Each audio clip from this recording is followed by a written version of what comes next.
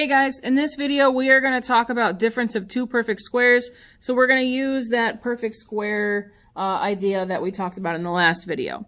Alright, so let's figure out why difference of two perfect squares is the way it is. So we're going to go back to the idea of multiplying two binomials together to see what happens. We've done this before. So if you remember, you either use the box method or the claw method to do this. I'm just going to use the claw method for each example. So you distribute the x first. So x times x is x squared.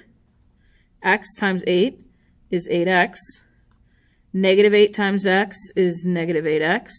And negative 8 times 8 is negative 64. When I add those together, the middle term drops out. So I have x squared minus 64. And that would have been my answer if I was just needing to multiply here. Same idea for the next one. 2x times 2x is 4x squared. 2x times 3 is 6x. Negative 3 times 2x is negative 6x. And negative 3 times 3 is negative 9. Once again, the middle term cancels out. I'm left with 4x squared minus 9. All right, 7x times 7x is 49x squared. 7x times 2 is 14x. Negative 2 times 7x is negative 14x, and negative 2 times 2 is negative 4. Once again, the middle terms cancel out, and I'm left with 49x squared minus 4. So this part is review. You've done this before. So let's take a look at the questions in the middle here. Number 1, what happens to each of the middle terms when you multiply the three problems above? Well, if you notice, they cancel out.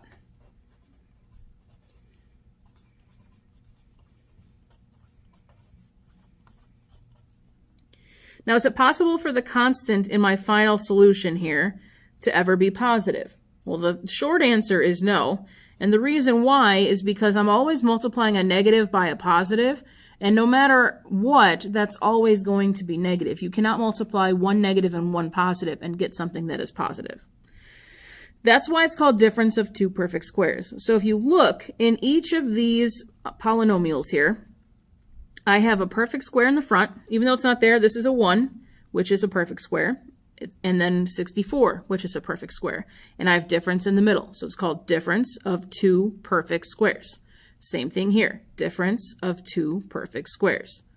All right, so now let's go backwards. If I have difference of two perfect squares and I need to factor it, I really just need to figure out what the perfect square is. So the perfect square here, I have 1x squared. The square root of 1 is 1. The square root of 81 is 9. So when I'm factoring these, I'm going to have two sets of parentheses, one with a plus in the middle, one with a minus, every single time. You don't even have to worry about what the signs are. Okay? The square root of 1 is 1, so I'm going to get 1x in both spots, and the square root of 81 is 9, here and there.